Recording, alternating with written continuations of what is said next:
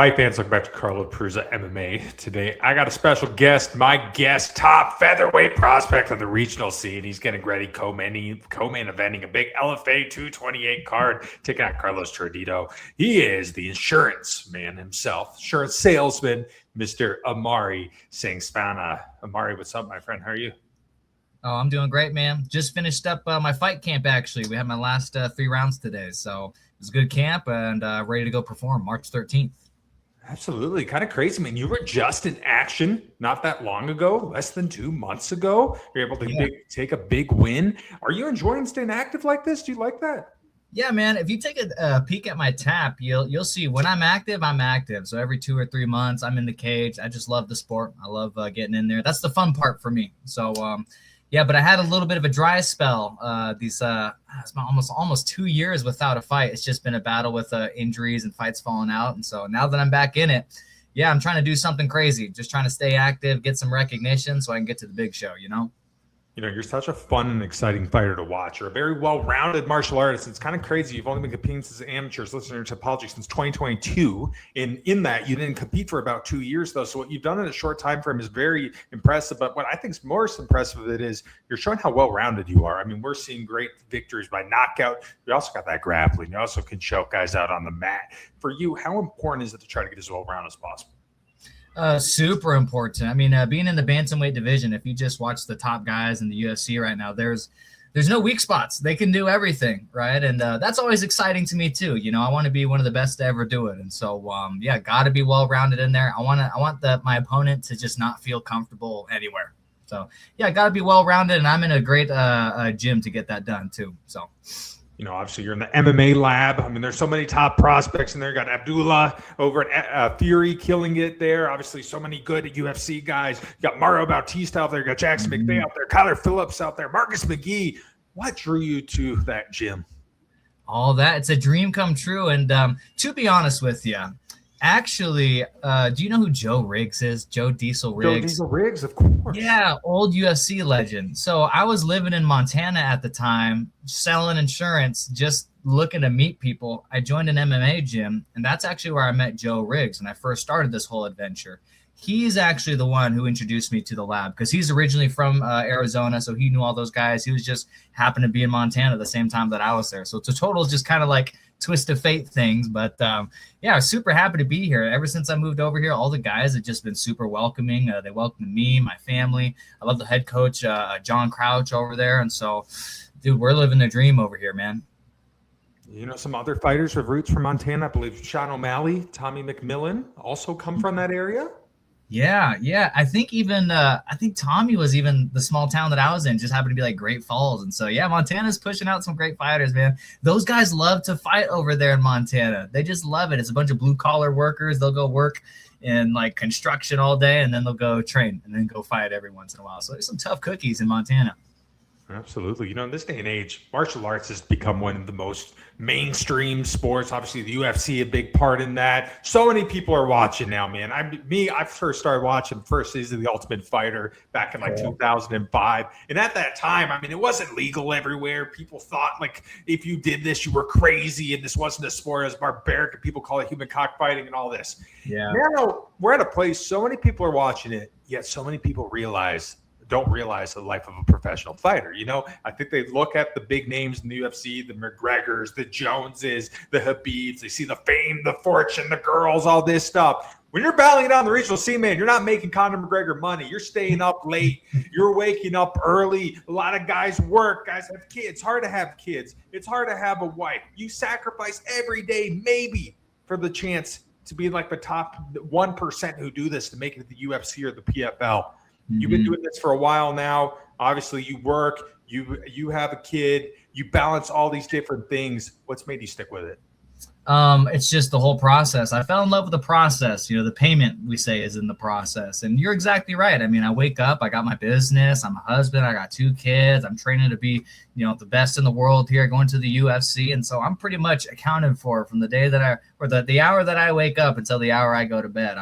I'm busy, but you know, it's biblical in a sense. They say an idle mind is a devil's playground. And I think there's something to that. A lot of these fighters, just like if we have too much free time, you know, we'll get self-destructive. And so I don't know if I'm self-destructive, but I just kind of I don't know, start feeling sorry for myself if I'm not doing anything, you know? And so, yeah, it's a lot of work, but it's very rewarding. You know, you find out a lot about yourself and just what you're able to do. You build strong relationships that way. I mean, you know, it's tested my marriage. It's tested just my relationship with my kids. And, you know, whenever you test things like that and you come out on the other side, it just makes it all stronger. Right. And so that's a big part of this whole MMA journey for me, is just getting better every single day.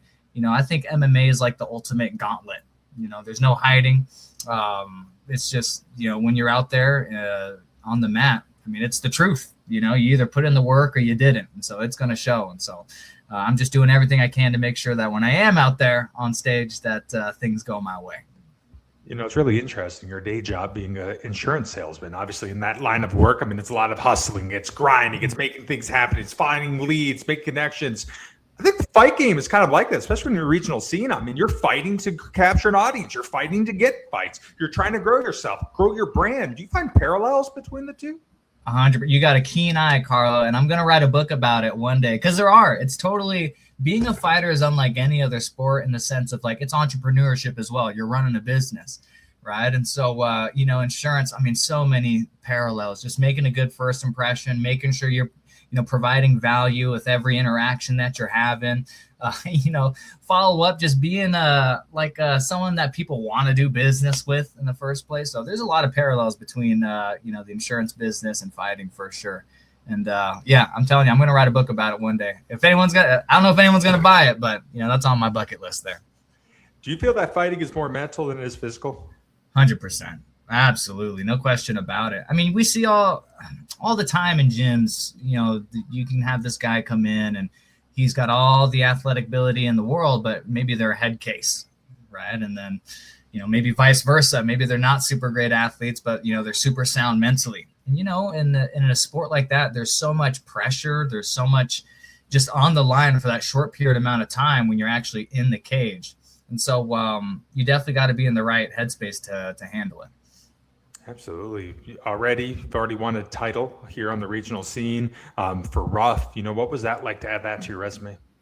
Dude, super cool. I got the title for Rough, and there's also the promotion Fusion Fight League out there in Montana I got the title for as well. And so that's another insurance thing, you know, asking you just, you know, if you don't ask, the answer is always no. And so I remember as soon as I started winning fights, I'm like, hey, who has the title? Like, let's go get some, you know, titles. Let's get some hardware. I like having the belts, you know, I like having the big shiny things, but I also thought it would push me a little bit more along the lines of my career. I just thought if I had a lot of regional titles, you know, I'd start getting some attention. And end goal for me is obviously the UFC. That's where the best guys are at. That's where the big money opportunities are, especially now with the 100K bonuses. I'm eyeballing that. And so I think my fight style has a lot to offer on a stage like that. So I'm doing anything I can to just get recognized, get out there. That's actually why I'm really excited for this fight too. I mean, Carlo Tardio, I mean, he's 11-2. I think that's going to be a solid person to have on my resume after I go beat him. You know, your last time out against Meza, beautiful performance, was able to pick up a big finish, like 34 seconds into the bout. How important do you think that was for where you're at right now in your career?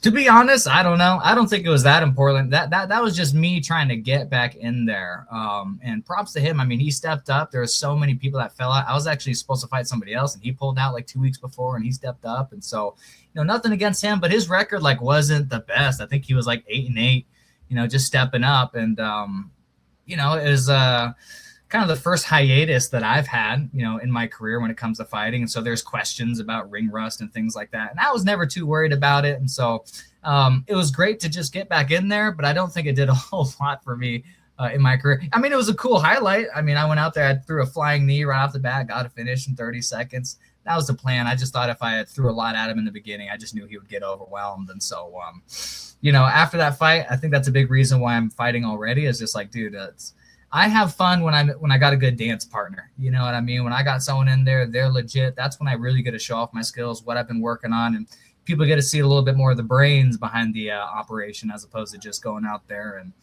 you know, slinging leather, you know? So you're making a return to LFA this time, big co-main event. You're taking on another top prospect here in Carlos Tardio. Overall, what do you think of him as an opponent? I think he's a great opponent. I mean, a very impressive record. 11 wins, only 2 losses. The 2 losses that he's had is against the same guy. So he's definitely game. He's got a great stand-up, very dynamic striker. He's got a lot of finishes on the ground too. So, kind of similar to me, I'd say. We're both just young up-and-comers, eager to get our opportunity into the big show. And so I think the fans are really winning with this one. We're both going to be leaving it all out there in the cage for sure. When you see some of these top prospects on the regional scene, you may look at their topology, and one thing you can maybe notice for some of them is they might be 8-1, 9-1, 10-0, whatever it is. You might see 8-6s. They're fighting 5-5, 6-6s. This to me shows what regional MMA is. You have obviously an undefeated guy in yourself. You're taking on an 11-2 guy who's fought some big promotions. For you, is this really something you think you need to fight a guy like this to know that you're ready for that next level? I don't think I need it just because of the as far as confidence is concerned. I have all the confidence in the world that I can go out there and perform against the best. And that's just because I'm in a great room. I got a lot of great examples around me, like you're saying, Mario Bautista, Kyler Phillips, Marcus McGee, all bantamweights just like me. And so they're leading by example. They're showing me the way. And so I definitely think I'm there as far as confidence and skill level. But I do think that this is something that I need to do to, again, just progress my career. That's all I'm focused on right now. I want to get to the big show. So I don't know. I got to test myself. I got to take maybe a perceived risk. This guy's 11-2. I got my perfect 8-0 record now. And so I was telling another guy at the gym today about the matchup. He was like, hey, that seems like a pretty a high stakes fight. But to me, I mean, the goal is always the same. Get to the big show, make a name for myself over there. And so it doesn't seem very high stakes to me. It just kind of seems like just a necessary step to get there. With the win over Tardio, obviously you improved to 9-0. Right now we're in March. Pretty soon the Dana White Contender Series, maybe this summer, maybe a short notice opportunity if one of these bantamweights come through going into this. Are you thinking this could be the last one on the regional scene? God willing. I've been saying that, though. All my last couple of fights, this one's the one. This is the one that's going to get me there. And then God's like, oh, no, not yet. And so I think he's just saving the perfect opportunity for me. And that's what I do know. When the call does come, I know it's going to be the perfect opportunity. Right? Because I could have gotten it probably earlier just with my record and things like that. But, whether it's short notice or, a shot in the Contender Series, I'm going to be ready for it. Fingers crossed for short notice. There's actually a card in Seattle. And I don't know. I think it's April or May. I don't know. Coming up soon, but that's kind of like my old stomping grounds. I'm from the Northwest. I'm from Oregon originally, and so I think that'd be really cool. And it'd be a good business decision for the UFC if there's anyone who has connections, the Dana or Sean Shelby. It'd be a good business decision. I got a lot of followers out there. There'll be some people to buy tickets for sure. Another guy from that Oregon area, obviously Chael Sonnen, one of the notorious prolific guys. Any influence from him at all?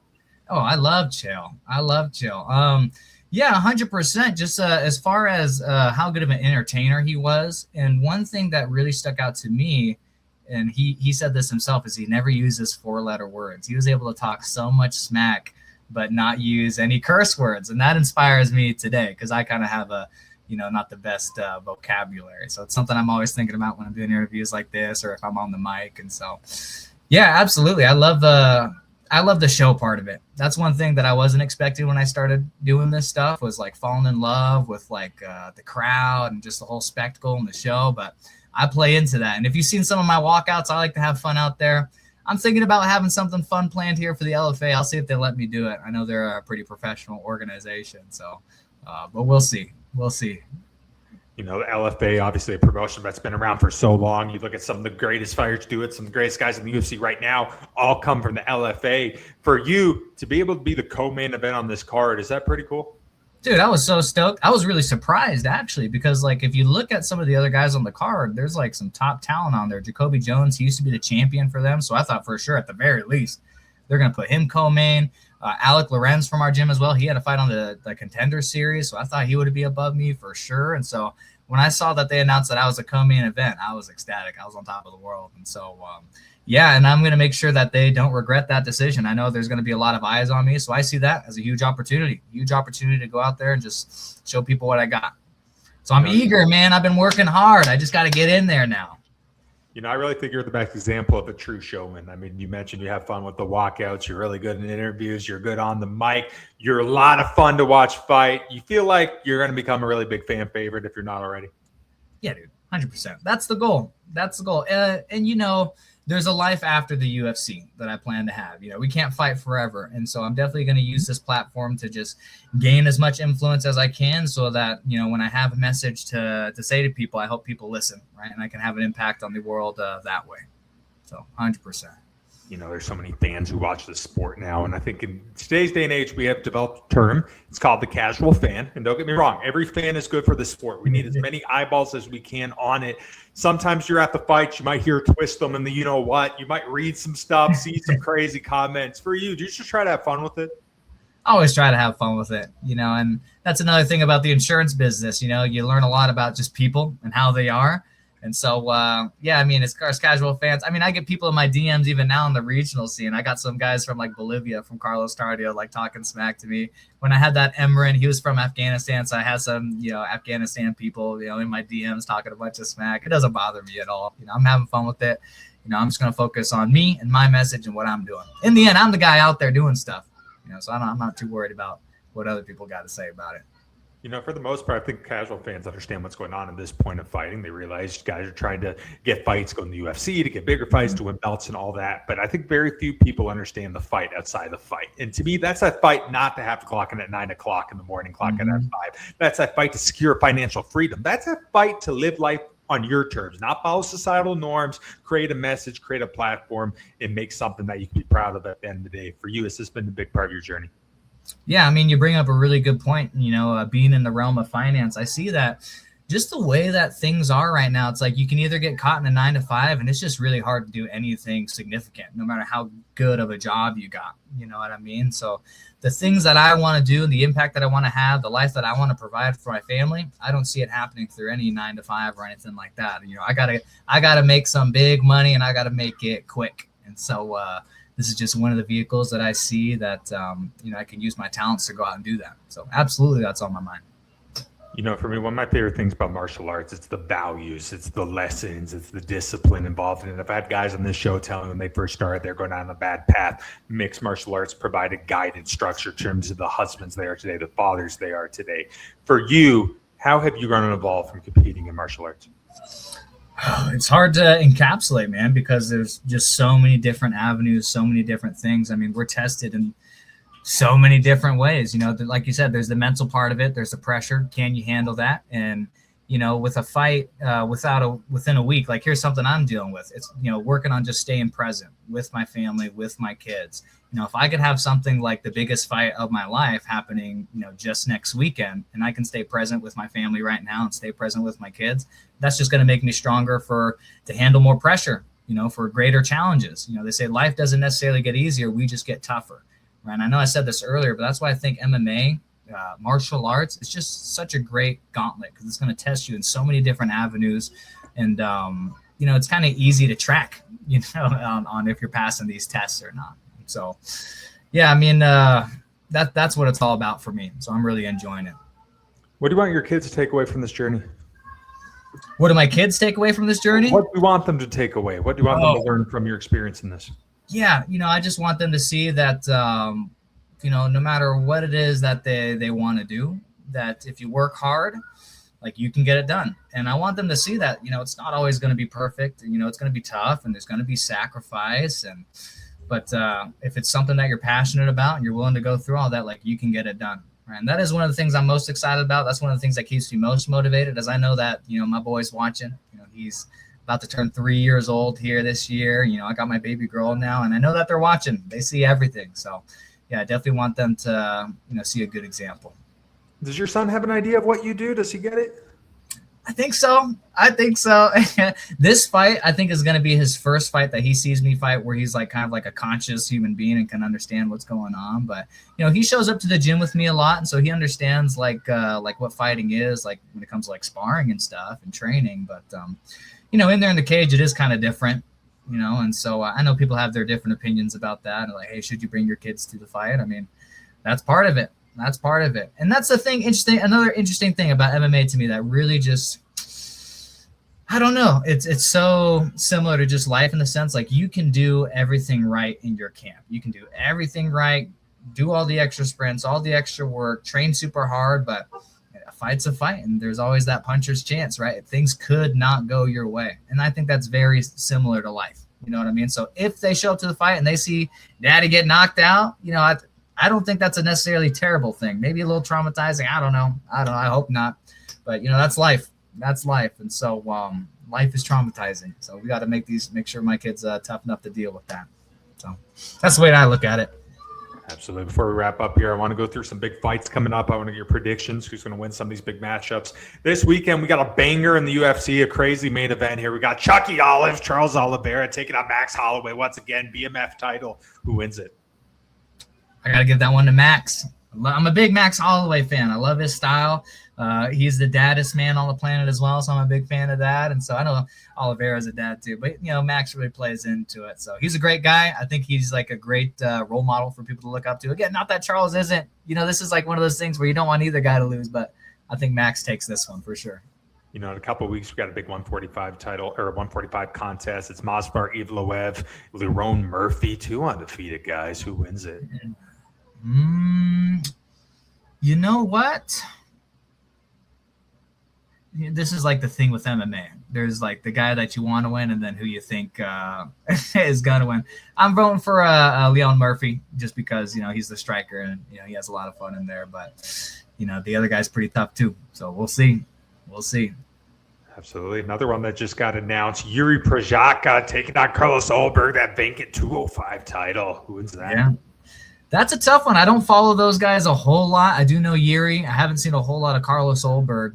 You mentioned casual fans. It's kind of funny. I'm sort of a casual fan. Anything outside of the bantamweight division, I'm not paying a whole lot of attention to. But I'm going to go with the devil I know. I'm going to vote for Yuri Prochazka on that one. See if he can do some crazy samurai stuff. Obviously, you train with some of the best in the world. Obviously, you watch the fights from now and then, time again. For you, when you're with some of these bigger name guys, when you see some of these big fights, do you get inspiration from it? Oh, 100%. Mario Bautista's last fight against Vinicius Oliveira, that was like one of the most inspiring things ever. Just that last little spurt there of just, the whole fight was just a masterclass from striking to grappling. But that last little spurt where he was just putting everything together and finished him off with that rear naked choke, all those transitions. That was super inspiring. And so, I was in the gym the next day. Like, that's where I want to be. That's where I got to get to. And that's my life, man. I'm seeing these guys and the work that they're putting in. And so I'm gauging myself all the time. It's like, dude, am I working as hard as these guys? And if I am, I need to work a little bit harder because how am I going to catch up? You know what I mean? So, yeah, man, very inspiring. That 135 division has become one of the best divisions, all of combat sports, in the regional scene, whether it be in the UFC, is one of the most fun, electrifying division. You basically train with half of the top 15 of the 135ers in the UFC right now. Does it excite you knowing that once you get in there, man, you're with the baddest wolves in the jungle? Oh, yeah. Yeah. It excites me. It gives me a lot of confidence, when that time comes. And so, yeah. The thing I'm most excited about is just to share my talents with the world, right? I still feel undiscovered, and so I just want to make sure that when I get out there, I'm able to put on a show and get discovered. Absolutely. All right, Amari, last question for me, my friend. In a perfect world, what is the outcome when you make a return to the LFA March 13th of the co-main event when you take on Carlos Tardio? I get out there, I knock this dude out, I do a little jig, I say some crazy stuff on the mic, and then I go hang out with my family afterwards, and it launches me into a season of blessings. I'll move my family into a house after that, and then we just kind of see what God has in store next for me. Perfect plan. Hey, I get on that Seattle card in the UFC. They throw me in there, and then I go knock a dude out there, and I get 100K, and then who knows? Who knows? Absolutely. Possibilities are endless. With a big win over Tardio, maybe a very epic post-fight speech. Oh, absolutely. You already know. Every time with the insurance salesman, I got something to say. And so that's why you guys got to tune in. Tune in. Don't miss the card. I'll be there. Co-main event. You're going to see something crazy. Absolutely. Well, Amari, man, thank you so much for taking time out of camp. I know things are probably going crazy right now, but I really appreciate it. I can't wait to watch you do your thing, man. Thanks so much for having me on, man. It was really fun, and hopefully we can do it again sometime. Absolutely. That's it for us today. I'm Carl Peruzza. He is Mr. Amari Sengsavanh. You can watch him March 13th. LFA co-main event. Taking out Carlo Tardio. You don't want to miss it, fight fans. Take care. Take care, guys.